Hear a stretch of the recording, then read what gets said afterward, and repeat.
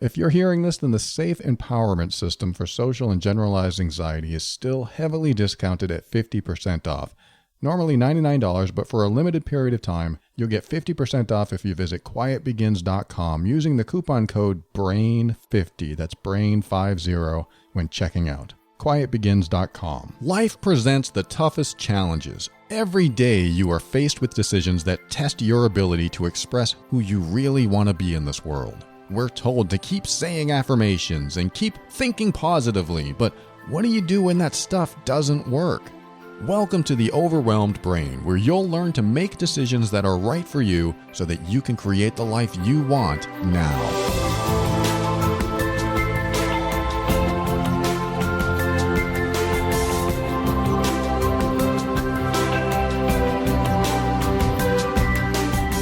Hello and welcome to the show. My name is Paul Coliani and I'm here to help you increase your emotional intelligence so that you can avoid dysfunction, handle toxic situations with grace and ease, and show up as your authentic self.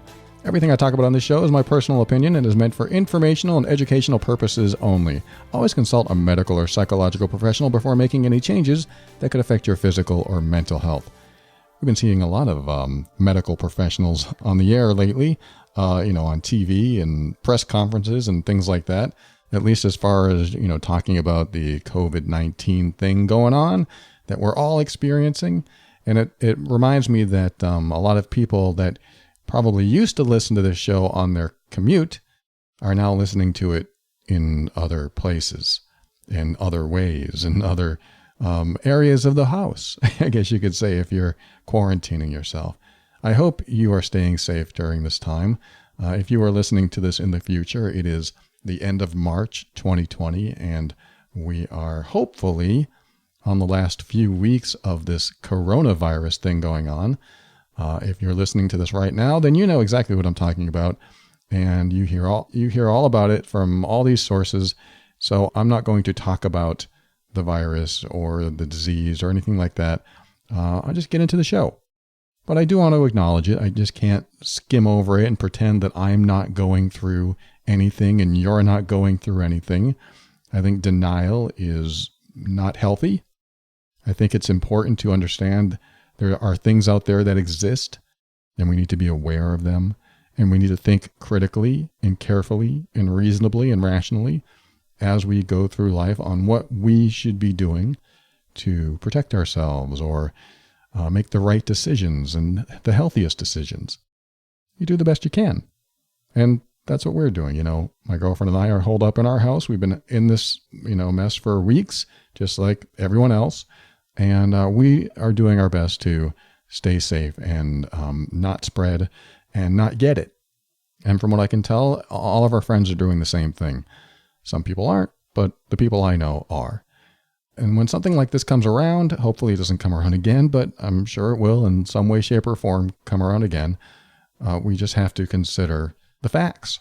We have to consider what we need to do for ourselves. And we also have to consider that not everybody knows everything. Not everyone knows what to do in every situation. It's like relationships, right? We don't always know what to say. We don't always know what to do. So we do the best we can. Some relationships aren't that easy. Some relationships are, you do the best you can and it's still not good enough. Or you think you're saying the right thing and it's the wrong thing. They took it the wrong way. Or you just said something that triggered them. They're emotionally charged now and now you have to have an argument about it or something like that. And so we do our best. What happens when we do our best and it's still taken the wrong way? Well, sometimes that leads to, like I said, arguments. Sometimes it leads to hurt feelings, and sometimes you can't get over it. Sometimes you can't get past it, even though you had the best intentions, or they had the best intentions. Some people can have the best intentions and the wrong or bad implementation. I had the best intentions. I washed the dishes, and they came out sparkly clean, but I broke your favorite ceramic dish that you handmade with your grandmother. I mean, this happens, and that person could be upset that you broke something so special, even though you had good intentions. That reminds me of a message I saw in the empowerment group over in Facebook. If you want, you can join the Overwhelmed Brain Empowerment group. It's a Facebook group and it's a closed group, so nobody can see what we're posting in there, but you're welcome to join that. Somebody posted, what do you do when your partner does something seemingly nice for you, or anyone, if it's not your partner, anyone in your life, they do something seemingly nice for you and you didn't want it, and it sort of violated your values or your boundaries, and they expected you to be grateful and appreciative for something that you didn't ask for, but they thought was nice. There's a little challenge there, but I think you know what I'm trying to say. In fact, I'll give you a better example. My girlfriend's ex-husband, she told him, hey, I need to reach, I forget what it was, it might have been Christmas decorations or something. Hey, I need to be able to reach these Christmas decorations. Please keep them where I can reach them. And she might even have said, please don't put them in the attic because I'll never be able to get them out of there. Well, she came home one day and he had, quote, kindly put all of the decorations in the attic, cleaning the house and making it spotless in there, and said, hey, you know, I've cleaned the place and I put everything in the attic. And it was at first an awkward thing to accept for her because now she's coming home and it's a nice clean house and it was a friendly gesture, she thinks. But he did exactly the opposite of what she wanted. So she is trying to reconcile how to respond when he seems to have done a nice thing, yet he did something that was totally against what she wanted and she conveyed. How do you handle something like that? I don't even know the answer to that. I'm supposed to have all these tricks and techniques and processes, but that's a tricky one because you never know someone's intention. His intentions, you know, he turned out to be a piece of work, but his intentions seem to emanate from wanting to control the situation and control the relationship. And even though she didn't want them up there, he put them up there anyway because he believed he could probably get away with putting them up there because everything else looked nice. So again, that's a tough gray area because who knows, maybe his intentions were good and noble, or maybe they were a way to control her. I mean, let me explain that a little bit. He was emotionally abusive and she had to deal with a lot of crap from him. And this was one of many, many, many things that he did. It wasn't just a one-off thing. One-off things are totally different. When I talk about emotional abuse on my other podcast, Love and Abuse, I always talk about patterns and connecting all the dots and trying to see all the instances of what someone might see as benign behavior, but if you add them all together and they compound into something bigger and you can see it, the bigger picture, you can zoom out and see the bigger picture, then you'll notice, hey, there's a pattern here that is creating trouble in the relationship. There's these little subtle things that one person is doing that creates control and manipulation, and you never see it in the moment. You only see it when you see the pattern and you zoom out and you see the bigger picture. So that one instance of him putting the decorations in the attic might be seen as something nice, something that, he didn't have to do that, but he did. But if you also count in all the other times that he just went ahead and did whatever he wanted to do anyway, and then passed it off as something nice that she should be grateful for, you start to see these patterns, and these patterns unfold into something more, could be insidious, could be controlling and manipulative, could be something else. But regardless, the bottom line is that he decided not to honor her wishes. I made an episode a while back called Valuing Your Partner's Values. That is right along the lines of that. He didn't value her values. He just decided to go ahead and do something else, thinking that this is a nice thing to do, or maybe using it as a way to control or whatever. I can't analyze their relationship, but from what I've seen, that's apparently what it was all about. And again, that can be a gray area because you can do something nice for someone and they don't take it the right way. They don't like it. And it turns out that it was against their values or against their boundaries, or they just didn't want it. It's like getting someone a gift that you spent a lot of time and money on, and they receive it and you can tell they're not crazy about it. But you have to ask yourself, did I put in my due diligence? Did I ask them what they wanted? Do I know for sure that they wanted this? And should I be disappointed if I got something that I put a lot of time and effort into that doesn't seem to resonate with them the same way? It's not as welcome to them as it was fulfilling for me. And should I be upset that they're not grateful? Tricky area. Like I said, I don't have all the answers here. In fact, I've received gifts in the past that I didn't want, I'll admit. But, haven't we all? Haven't we all received something that we didn't really want or didn't really need? But what do? Most of us would act grateful. Thank you so much. I mean, what else are you going to do? You don't want to make the other person feel bad, even though that's not your responsibility. If you say, oh, I didn't need this gift, they're going to feel pretty bad. But if you decide, I don't want someone to feel bad, and, I don't want to be the person that makes them feel bad, I'm going to be grateful. And I think you can look at that as one of those one-offs. A gift every now and then that doesn't work for you is a one-off. But every other week, this person is trying to do things that are, quote, nice.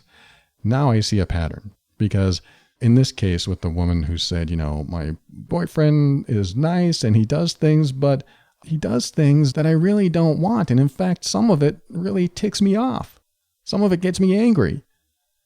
And so, where I go with that is when that starts to happen, if you don't address it, you will grow resentment and you will put a wedge between you. I mean, in this case, he's probably putting the wedge there because he's not listening to what she's saying, or she's not saying enough. So what should she do? I think when this happens, and I have to kind of relate to this in my own life, if my girlfriend was doing something that started to irritate me, like I didn't want her to do it, even though she did it as a nice gesture, what would I do or what would I say? And, I'm a little bit better with boundaries than, some people, and I'm a little bit better expressing my values and telling people what's acceptable and what's not. I would say, hey, look, when you do that, it's kind of irritating. Or maybe I wouldn't use that word. Or I might just say, could you please not do that? I know it's a nice gesture, but it's something that I don't want. And it's hard to say this off the cuff because I'm sure I would say it differently with more tact, but it is something that I would have to address. It's like when somebody rubs your arm. If somebody is really wanting to connect with you and they're rubbing your arm, but you have a wound there, and every time they rub their hand over the wound, it hurts. When you say, hey, could you please not rub that area of my arm? Someone might get offended by that. Like, well, fine. I was just being kind. I just wanted to connect with you. And you go, well, it hurts that area of my arm. Maybe, hold my hand or something. Well, no, I don't want to hold your hand anymore. I'm done. Maybe they'll stonewall you. They'll just shut down the conversation and walk away. When that happens, now we're looking at more manipulative behavior. Manipulative behavior is controlling how you want the conversation to go. And if you don't go the way they want the conversation to go, they will stop the conversation and do something else. And then that puts you in the goal is to put you in a guilty state. If you feel guilty, you'll make up for feeling guilty by being extra nice to them. And when you do that, you are usually in a repeated cycle of continuous making up for things. And I talk more about that in the Love and Abuse podcast, but that is what you have to be aware of with certain people, is that they will do certain things so that you stay in a makeup mode. Oh, I need to make up for this. I need to do better next time. I need to do more next time. I need to satisfy them. I need to make sure that they don't think I'm a bad person. Again, the one-offs, no big deal. That's going to happen. No way to avoid it. But the repetition of that same behavior, where it creates a pattern, where you're doing it over and over again, you're always in makeup mode. You're always in trying to please them mode. I can say almost always, almost always, that is intentional, that they want you to stay in that less powered state. It's not powerless, but you have less power. You have less personal power. And if you're in that less personal powered state, then you are going to try to make up for it and try to get your power back from them. They hold your power when you fall for that. Yes, it's a con game. When you fall for them keeping you in that makeup place, you're being conned into getting your power back from them, which means they have the ability to take your power away.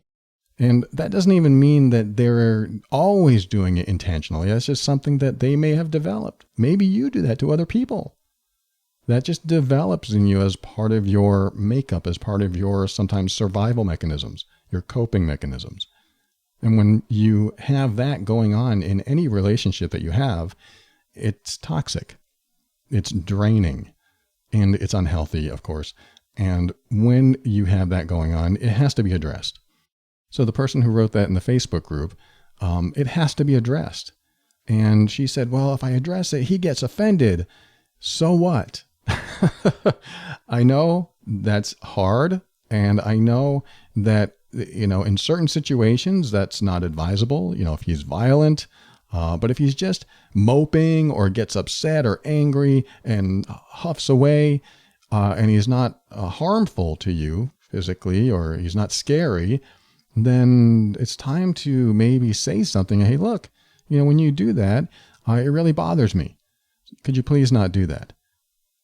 She'll probably get, well, fine. I just won't be nice anymore. Well, how do you reply to that? My response to that would be, it's not that you're not nice. It's just that I don't want that. I don't like that. Or I need you to do it differently. It's not that you're not nice. Of course, it's nice. It's a nice gesture. But this is the way it would make me happy. I mean, that's your goal, right? To make me happy. He may say no. It may not be his goal. The next question after that would be, well, do you like when I'm happy? Oh, there's a good question, right? Do you like when I'm happy? Well, yes, of course I like when I'm happy. That's why I'm doing these things. That's what he might say. I'm doing these things so you're happy. Well, if you like when I'm happy, will you do what I like? That's a good question. Will you do what I like? Yeah, of course I want to do what you like. Great. Here's what I like. And here's what I don't like.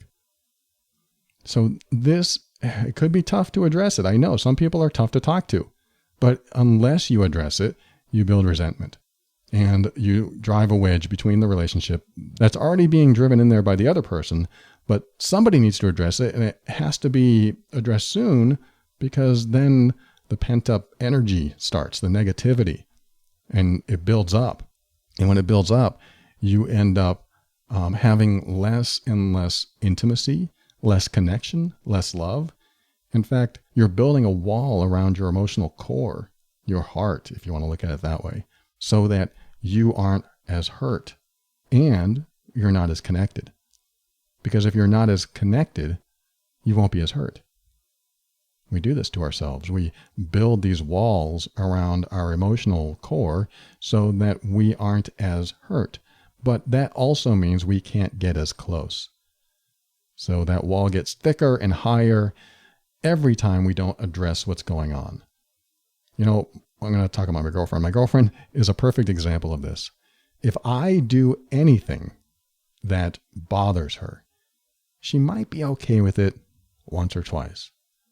If it continues to happen, and I don't have any ill intention here, I might be doing something as nice as stroking her hair, for example. In fact, this happened. This happened 2 or 3 weeks ago.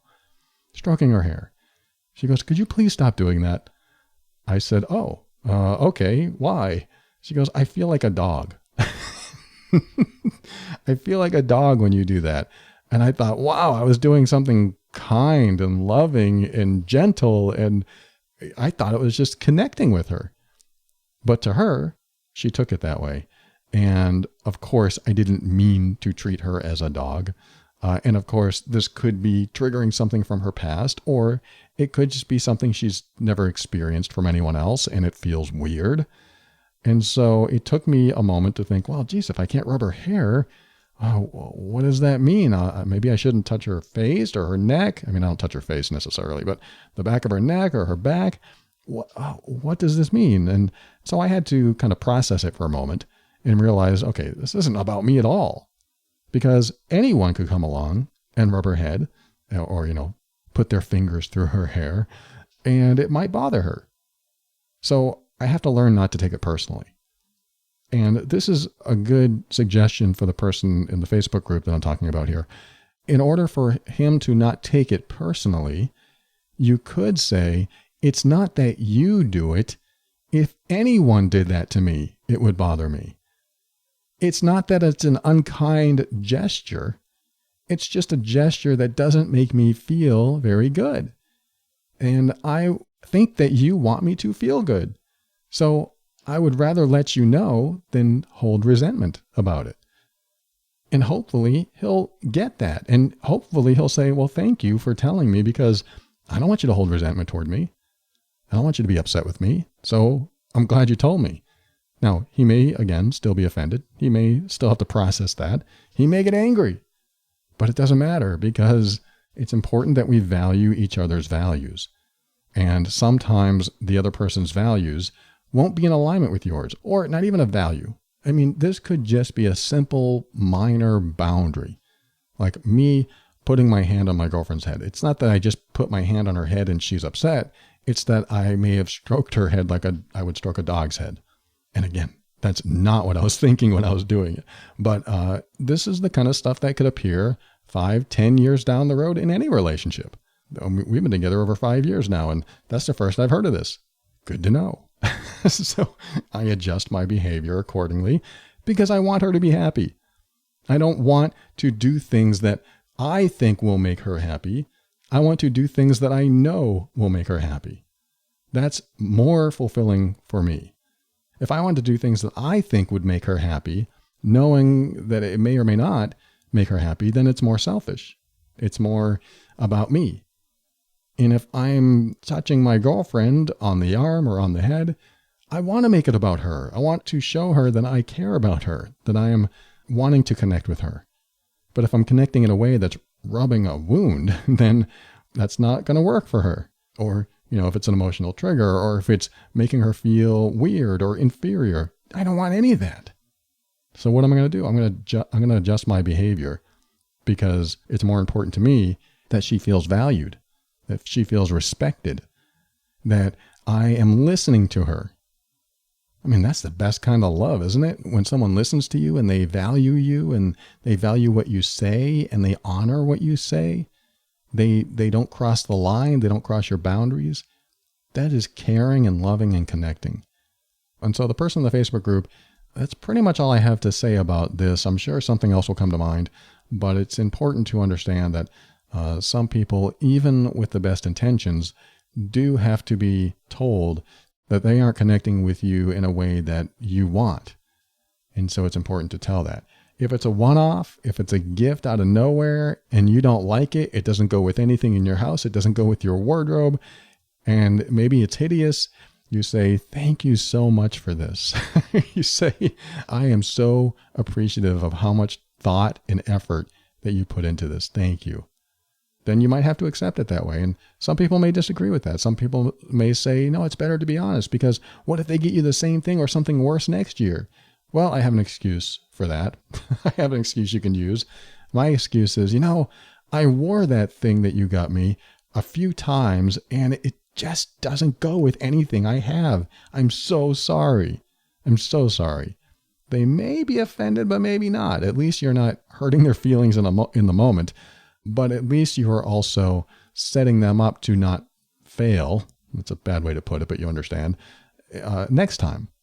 So when they get you a gift next time, that they will realize, oh, they don't like the Rasta look. I better not get that colorful bag again because they don't like it. Because yes, some people are attached to what they give you. And you just have to be careful about that. Even if you're doing this, if you are very attached to what you give someone, that's what I call strings attached. And I guess, attached is part of strings attached. So that's a good way to look at it. So when you have strings attached to what you give someone, you expect something in return. You either expect a feeling or some credit, emotional credit, like, hey, I got them a gift and now I'm in their good graces for a year, or something else. Whenever you have any type of string attached to the gift, that means that it's not really selfless. It's more about you than them. If you can give a gift, and this is what my mom has learned over the years, through me actually, but she learned it from me. And I'll tell you the story right now. She gave me a gift a long time ago. I was a teenager. It was a stereo. And I held on to the stereo for quite a few years. And then one day I sold it. And we weren't living together. We were 1,000 miles apart. And she asked about the stereo. I said, I got rid of that last year. I didn't need it anymore. And I got another one. And I forget what I said, but she said, you got rid of it? Why would you get rid of it? I gave you that as a gift. And it surprised me that she said this. And I was kind of shocked. I was like, how do I respond to this? I think I just hurt my mom. And she was really offended. And I finally said, Mom, I'm not sure how to answer this. I said, do you expect me to keep anything that you ever give me for the rest of my life? Or what do you expect when you give a gift? Again, I don't remember exactly how I worded it, but it was pretty much along those lines. And in that moment, she got it. She thought about it and she goes, wait, well, I guess not. She just never thought about it. She just thought, there's my gift to you. He's going to keep it forever. And every time he plays it, he's going to think of me. Maybe she thought that. I'm throwing words in her mouth right now. But if that was the case, then she never had any type of other reality around that. Her gift giving always had strings attached. And again, that's a guess, but I'm assuming that's how she was operating. I'm going to give you this gift and it's going to make me feel good because you have this gift that reminds you of me. But if you get rid of that gift, it's like getting rid of me. It's like throwing me in the trash or selling me to someone else. So she was really attached to it. It was like her identity almost. So when I asked her, do you expect me to keep everything that you give me forever? Like, what if it breaks, or what if I can't use it anymore? Do I just put it in storage? I was kind of asking these questions. And she said, I guess not. I never really thought about it. I guess I don't expect that. And I tell you what, from that day forward, her gift giving was wonderful, wonderful. And it still is today. She gives gifts like this. I got this for you. I thought about you. I thought you'd like it, but if you don't want it, no problem. You can sell it on eBay. I honestly don't care. It really changed her life. And when I heard that, I was like, what? What do you mean? Of course I'll, use this. She goes, no, it doesn't matter to me. And she was honest. She was genuine about it. It doesn't really matter to me. It's okay. And I thought, wow, she really has shifted here. And it also changed how she saw her attachment with material items as well, because she went on to become Miss eBay Queen. She sells on eBay. She gets things all the time and sells them. And she's able to let go of things now because she was able to practice letting go of attachments. I talked about that probably several years ago in a couple episodes, letting go of attachments. And her being able to do that changed her life. And so I think that's important. And I'm just going to wrap this up. I think it's important to understand that what you give to someone shouldn't really have to do with you. Or if it does, make sure there's no strings attached.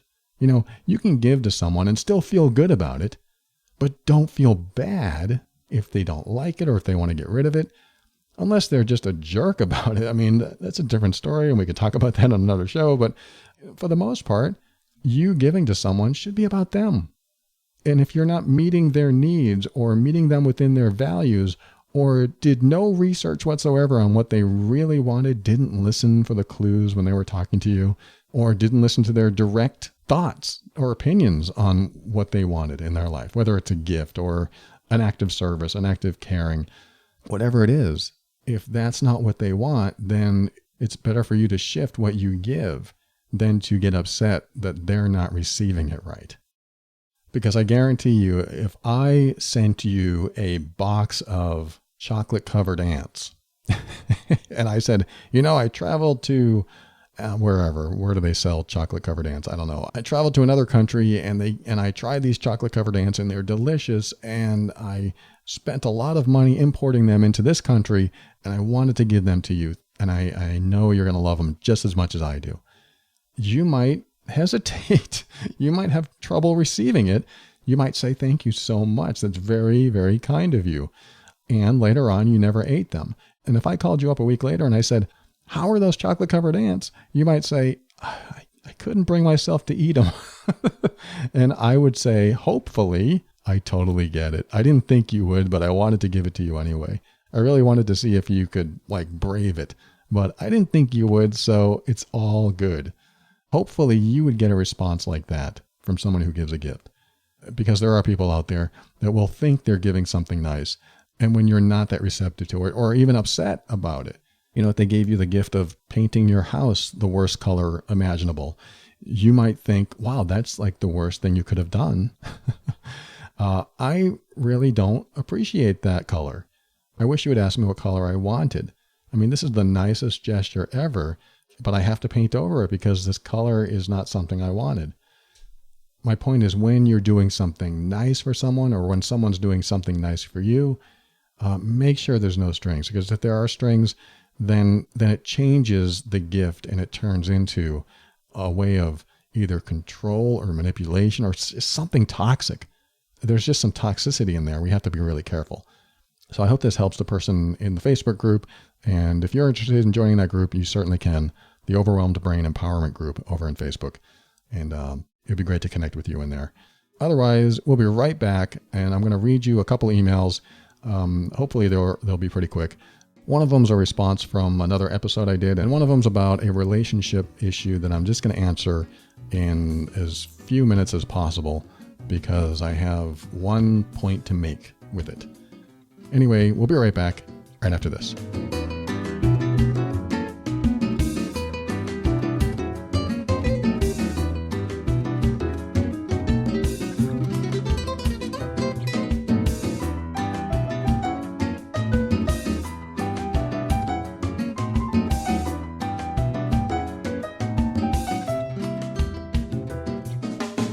All right, like I said earlier, the Safe Empowerment System for Social and Generalized Anxiety is available at a heavy discount at 50% off. I'm doing this because there's a lot of anxiety in the world. I mean, there almost always is, but especially around this time with the virus going around and such. So I knew that some people are tight on money, and it can be helpful to have a product designed to help them get through the anxiety. And it's something that I wanted to do, and if it helps, absolutely fantastic. And I just wanted to make it available. So go to quietbegins.com, use the coupon code BRAIN50, that's BRAIN50, and you'll get 50% off. And for those of you who don't know what this is or you want to find out, you can certainly go to quietbegins.com and it'll tell you all about it. There's even a sample audio of it, but it's basically an audio program / it's sort of a master class where not only do I walk you through several techniques, but we also have several experts on there as well that I've created certain audio segments with to help you through anxious moments, like in the moment of anxiety. So if you feel it coming on, you can play one of these expert recordings and within a few minutes, hopefully feel better. And I have different, what I call pods in there, the learning pods and then the emergency pods. Learning pods are for long-term learning, trying to figure out how to best handle, manage, and hopefully dissolve your anxiety.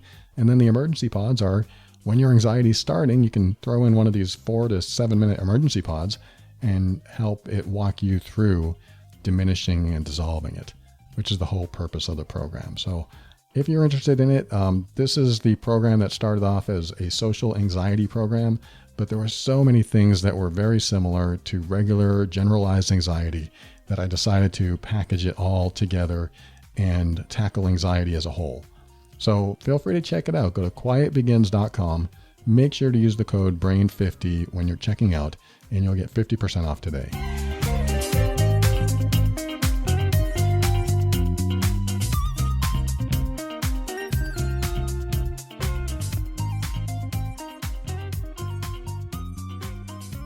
Welcome back. I'm going to read you, like I said, a couple emails. This one's going to be pretty quick. This was from someone who I talked about on another episode. I didn't look up the episode. It was about a few weeks ago from today, which is March 29th as of this recording. And it was about someone who was unhappy with his life and his and he mentioned his job and how he doesn't like going to work. And I thought, well, he probably doesn't like his job, and I kind of talked about that for a little while. And he wrote back and said, "Hey, Paul, I just listened to the podcast you did for me. And in response to your question, no, I don't like my job." So I was right on there. And so he goes on to say, I've been at the same place for about 7 years, and I tried going up what they call the ladder, but to do so takes a lot of sucking up, and almost like if your face doesn't fit, you won't get anywhere. I feel like I can't leave my job for financial reasons, and that I don't have the confidence to do so. I've been using the drugs to drown out the negative thoughts about my job, and when I get home to try to forget that I even work there. I get inspired by job roles that I see on the internet, but then I get inside my own head and tell myself I could never do that, or I'm not good enough for that job, and that puts me back to square one. I worry about my life and where it's going, and I can't help feeling that I'm wasting the time I have. Thank you so much for your advice. You're an amazing person and an inspiration to me and all your listeners. Keep up the amazing work. Much love. Well, thank you for your kind words, and thank you for sharing this. I'm sorry. I've been in jobs that I hated. I've been in jobs that have given me major headaches, literally every day. And I also had the worry of finances. And it takes an entire paradigm shift, if I may use that term, to be able to look at what's going on in your life and say, you know what? I don't care if I end up in this situation. I'm going to get away from this toxic environment. That's tough. I'm not saying you should or shouldn't do that. I'm saying I reached a point in my life that I decided I don't care if I'm broke. I'm not going to work in a toxic environment. That's hard to do. Some people can't do that. I have kids. I have a house. I have a wife or a husband to take care of. Some people don't want to do that. They don't want to take that chance. So they won't. And they'll stay in the toxic environment. And again, I'm not saying that's my advice. I'm saying that sometimes we have to shift our paradigm, our reality, our belief on what we should be doing in our life, our perception of the world. Whatever we're holding on to for beliefs and perceptions about how the world works, we might have to drop. And that's what I did when it comes to any type of toxic relationship or toxic environment that I'm in. I have to question my belief system. Why do I believe I have to be here? Why do I believe I have to stay? Well, if I leave, I won't have any money. Well, why is that important to me? Well, if I don't have any money, I can't eat, or I can't pay my rent, or my mortgage, or I can't pay my car payment. So I'm willing to ruin 90% of every day by staying in a toxic environment that I have to go home, and in this person's case, and take drugs to drown out my misery. That doesn't sound like living at all. That sounds like a slow death. That sounds awful. And I have to ask someone in this position, what is your belief system? Is your belief system that we are here to suffer at the hands of someone else in a toxic environment with toxic people, with no hope for advancement, no chance of getting ahead, and just keep trudging along just to make money? Yes, money is important. Absolutely, I don't disagree. But is slowly dying less important or more? This is where we really have to start questioning our belief systems. I mean, this is what I'm hearing from this person. I would rather slowly die at work and then come home and slowly kill my brain cells and slowly kill my organs and slowly kill my body and my mind with drugs because I hate my job so much, even though I could quit. How could you say that, Paul? How could I say that? Because we all need money. We all have to pay rent. We all have to pay for food. But I have to look at my priorities. What's more important, my money or my life? Well, you look at it that way. Well, money is important. It helps me with life. It keeps me going. What if I have tons of medical bills? What if I have certain food restrictions and requirements? I mean, all of this is important. It is. And I'm not telling you that you should do one thing or another. I'm saying right now, what your priorities are causing you to drown out the misery in drugs every night. So maybe you need to change your priorities. Because if your only, quote, saving grace is taking drugs to drown out your day, then you're not living, you're dying. And how do you live? What do you have to change inside of you? What is your belief that it's more important to make money than to be healthy or to have some semblance of a good day at a somewhat good job or doing something that you at least don't hate? And that's risky for me to say. It's risky for me to tell you to do any of that. That's why I'm saying you don't have to do this. You don't have to do anything I'm saying. In fact, you need to take care of yourself in a way that works for you. This is how I look at things. You wrote to me, this is my perspective. This is my opinion. My opinion is, and I base this on my history, back in, 2010, 2009, back in the day, over 10 years ago, I was married and we were broke, and I finally got a job and money was coming in. And 3 weeks into the job, I realized this job is not right. It's making me feel like a prisoner. It feels like a toxic environment. There's nowhere to go. And I'm being told to stare at my screen, don't give any input, and basically shut up and do my job. And so I felt stifled. I felt so trapped, because if I left the job, we'd be in line at the soup kitchen, literally. The next day, we'd be like, okay, got to go back to the soup kitchen because we have no money. And thankfully, I had a supportive wife that said, you know what? I honor any decision you need to make. And so I really decided that I needed to prioritize number one, me. Number one is not money. Number one is not a nice car or a house. That might be number two. But number one is me. Number one is you. Number one is what you do to you, and everything stems out from there. Everything branches out from you. Because once you are taken care of, then you can take care of the house and the car and the rent and the food and all this other stuff in your life. This is only my opinion, not my professional advice. I'm not saying that you need to quit your job because, yeah, you could end up at the soup kitchen. Yeah, you could end up homeless. There's all kinds of things you could end up. But the way I perceive life now is life is most important. Me, I am most important. Just like you, I see you as most important. And if we were best friends and you came to me and you said, God, money's tight. I live paycheck to paycheck and I hate my job and I don't know what to do, I would say, quit your job. Because once you get that off your plate, your mind is going to be free to make decisions that work for you.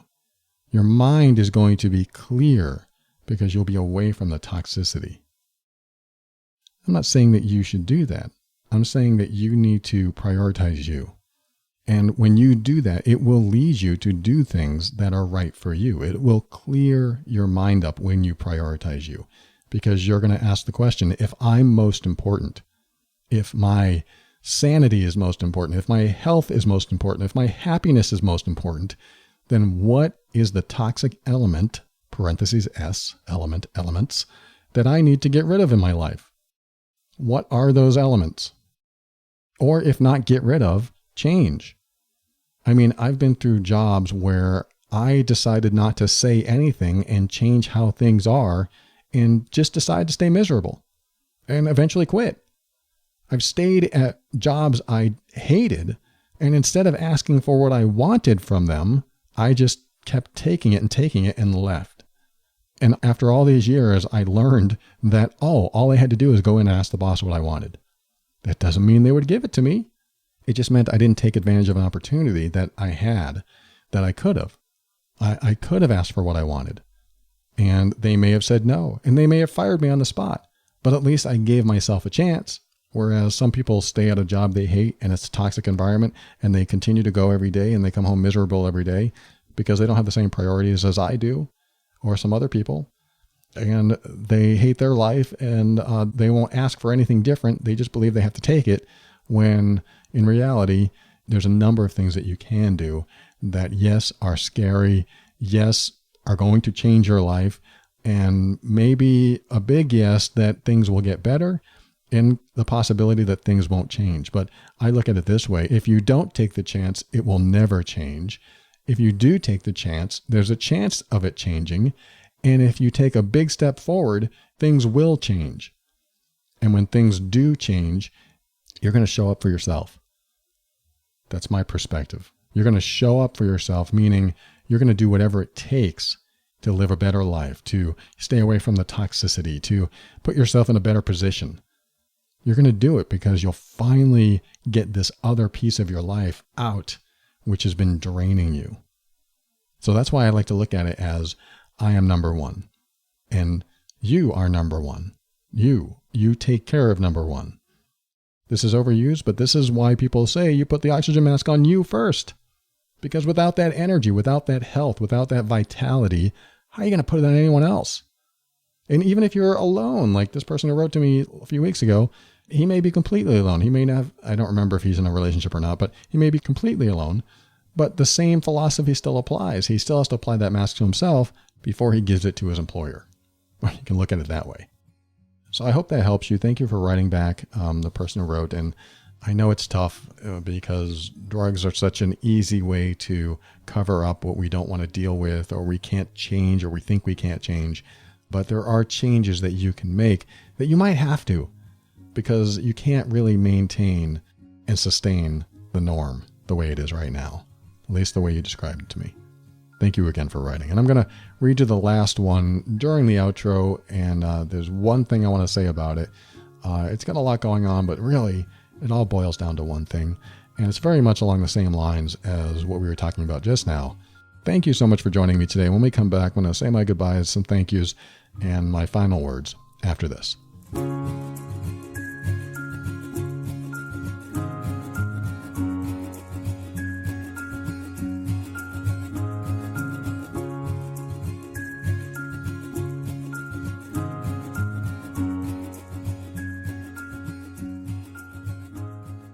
Thank you for listening to another episode of The Overwhelmed Brain. I want to remind you to visit quietbegins.com and apply the coupon code BRAIN50 to the Safe Empowerment System for social and generalized anxiety. If you are dealing with anxiety and you are kind of sick of it, maybe now's the time to tackle it. quietbegins.com. I also want to thank new patron members, Crystal and Amy. Thanks for joining the patron program. I appreciate your support. Everyone that joins the patron program helps to support the show and keep this show going. This is like, the 7th year now? All because of the patron program. Everything that comes into the patron program goes back into the show, goes into the hosting that we pay for, goes into the equipment it takes to run, the editing time, the processing, the rendering. I mean, some of this stuff is just filler words, but there's a lot that goes into this show. And I am so grateful for those who are supporting the show. Thank you, Crystal and Amy, for joining. Thank you for all the patron members that have been, some of them, for years. I think like Steven and Amanda. There's so many people that have been with this show and supporting this show and supporting me even. I'll even say that. They're supporting me too for years. And it blows me away. And I am so grateful for every one of you that joins. So you can join the program yourself by going to patron.theoverwhelmedbrain.com. And of course, when you join, it's not just about sending money. It's about getting something back in return as well. Not just this show, but I have like just under 100 private episodes in the Patreon program right now as of this recording. And a bunch of other like little video segments and some archived video trainings that I did and a bunch of free workbooks in there. So there's all kinds of stuff over there that when you join the program, you get access to all of it. Plus you get discounts on products and coaching and things like that if you're looking for anything else that I offer. But feel free to give that a shot over at patron.theoverwhelmedbrain.com. And I'd also like to thank Camellia for donating. She found the donate button. Some people don't. I don't really stick the donate button in anyone's face. But she found the donate button either on my site at theoverwhelmedbrain.com or over at patron.theoverwhelmedbrain.com. There's a donate button. So if you want to give a one-time donation like Camellia did, thank you, Camellia. That was so generous of you. And, you didn't put a note there, so I'm going to assume that you're just saying thank you for what I do. And I am grateful. You're welcome. I am so grateful for you. Anyone who donates, thank you so much. Again, if you're looking for that donate button, if you're on a phone, you'll have to scroll down to the bottom. But if you're on a laptop or a tablet or a computer, you'll see the donate button on the right. It's not hugely obvious. In fact, it's kind of an ugly button. I think I have to change it. But it's there, and you can use it if you'd like. Thank you again. I'd also like to thank a couple iTunes reviewers like Tenzin Free Tibet, that's their iTunes name, says, I recently started listening to the podcast, but I haven't really enjoyed them until I found this one. This person says they're hooked. So thank you for that review, and I appreciate those words. And another iTunes reviewer called 50 and Still Growing, that's their handle, said, you'd think at age 50 a person would be stronger within themselves, but some of us still need guidance. Yes, some of us still need guidance, but don't make age a factor in guidance, and don't make age a factor in what you've learned and what you've healed from and what you are doing to improve yourself. Don't make age a factor. Age has nothing to do with it. It's all about the timeliness of lessons and the timeliness of when you're ready to learn those lessons, and when and if you're ready to heal. Hopefully everyone's ready to heal, but sometimes you're not ready. Sometimes someone hands you a book and says, oh, you got to read this book. And you look at it and you go, I don't know, I might read the book. Or if you listen to me earlier, be like, oh, I'm so grateful. Thank you so much.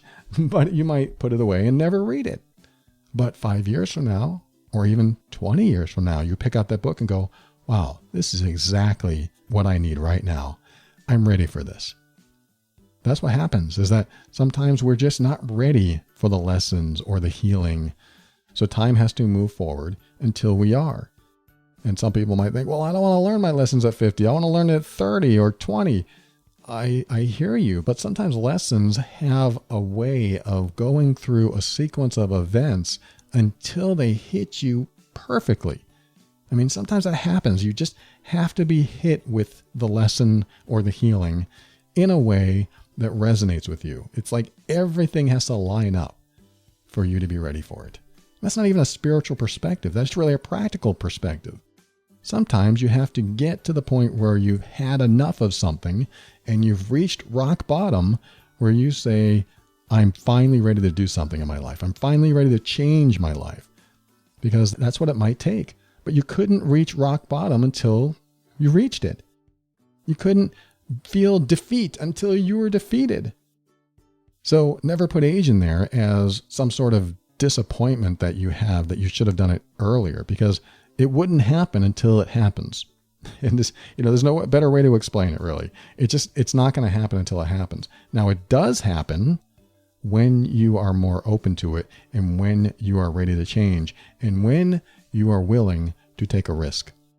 That's always been my viewpoint, because I've noticed that the biggest changes in my life happened when I took risks.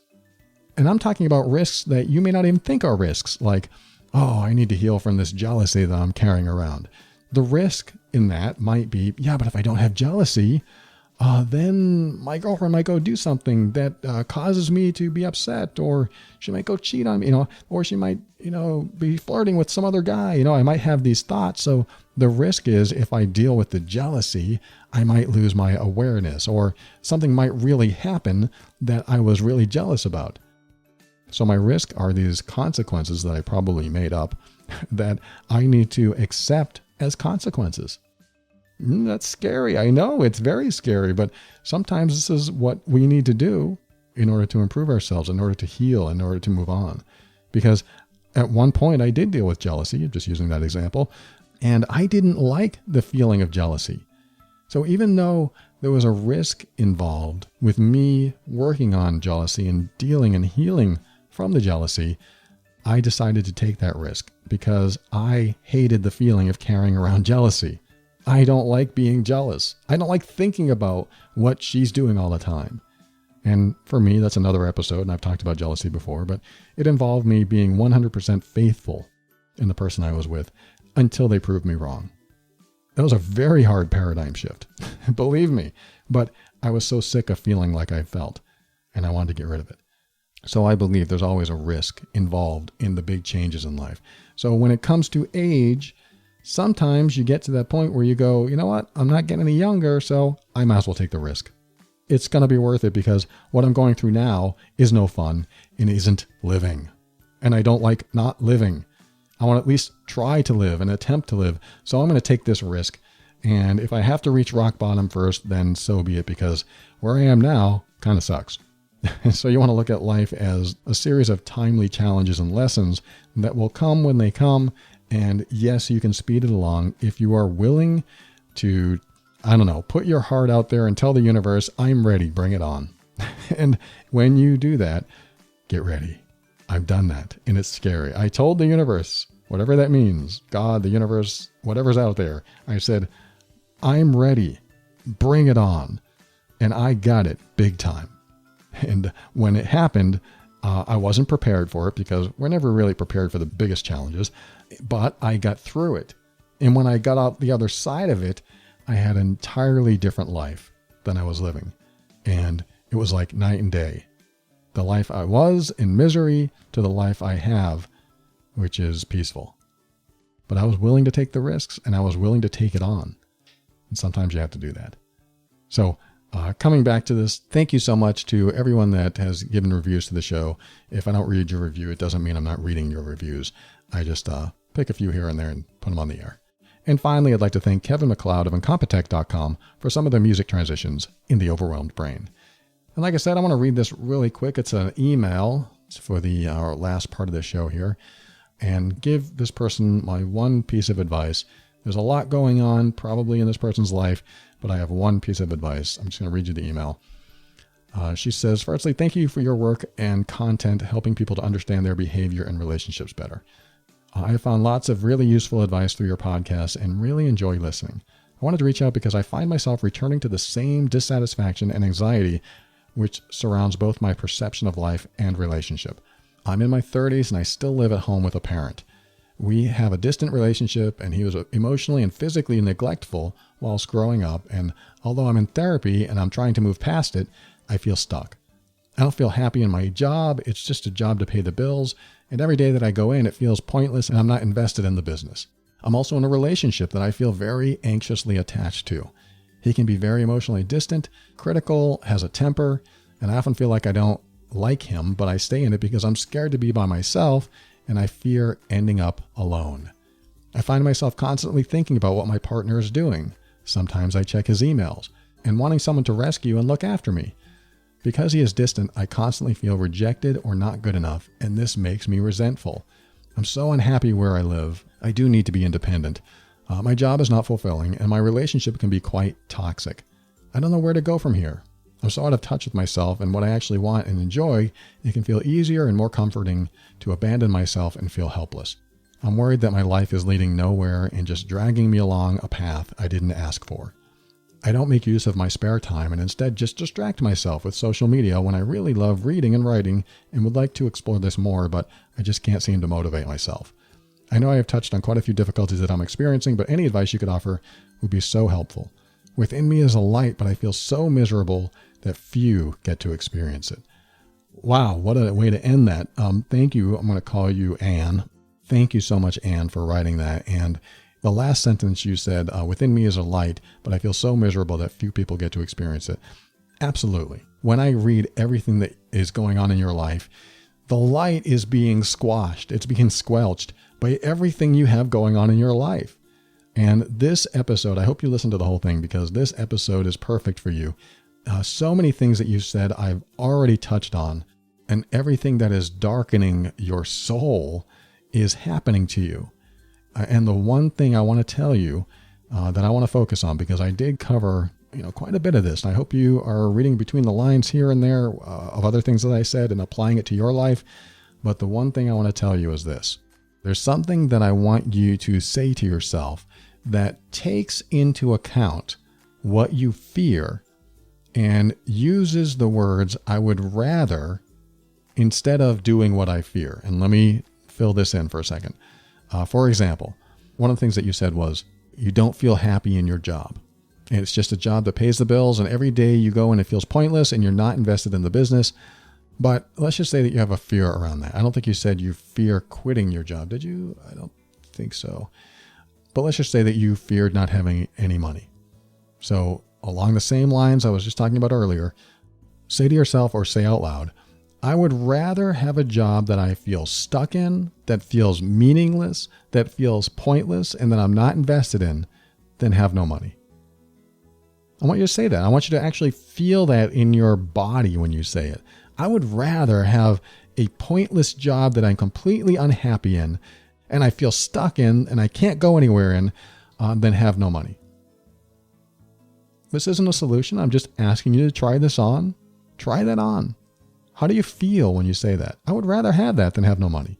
Because if you say, yeah, that feels right, I feel totally in alignment with that, then you value money more than something else. I'm not going to tell you what that something else is, but you value money more than that something else. But Paul, money is important. It should be up at the top.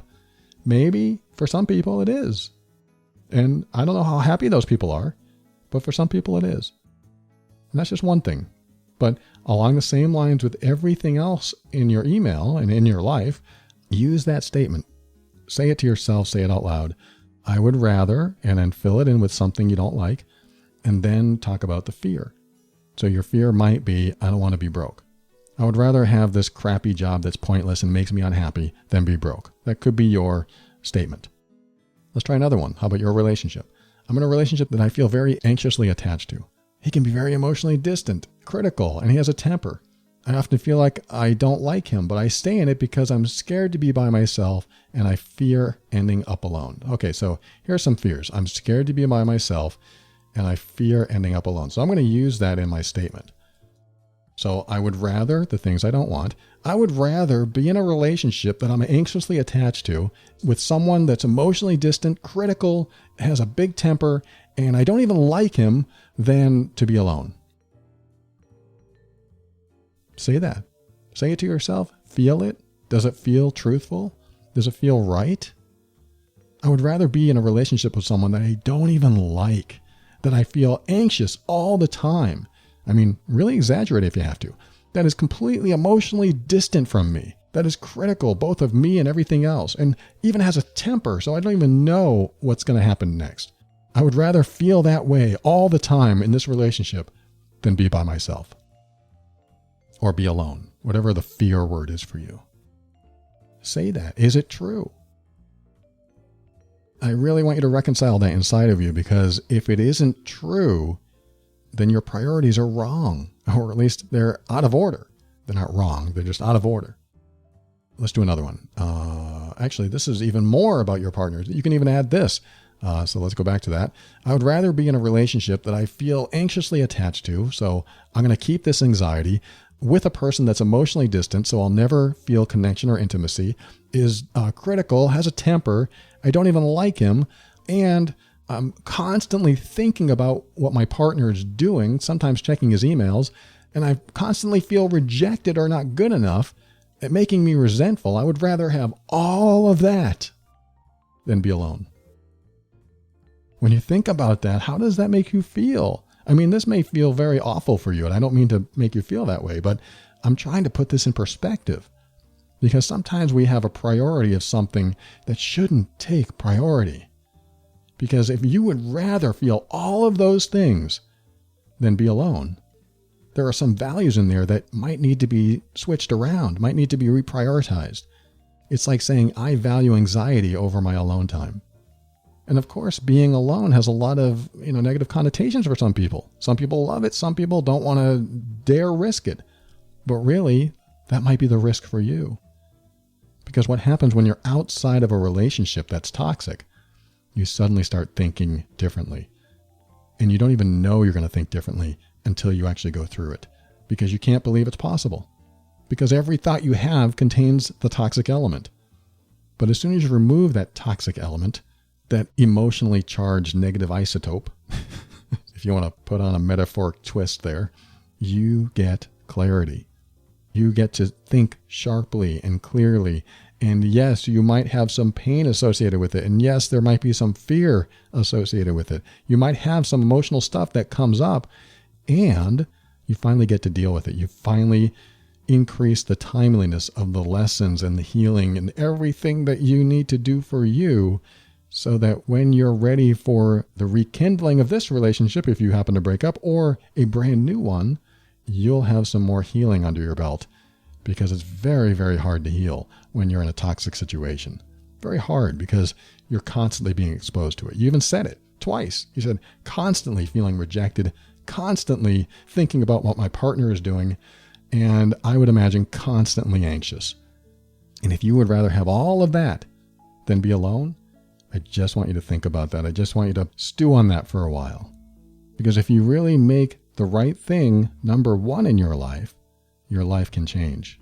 And yes, there's risk and there's an uphill climb and it's scary and you'll fall hard and then you'll get up and you'll think, oh, for the first time ever, this person is not influencing me, or this toxic element is not influencing me, and I can think clearly.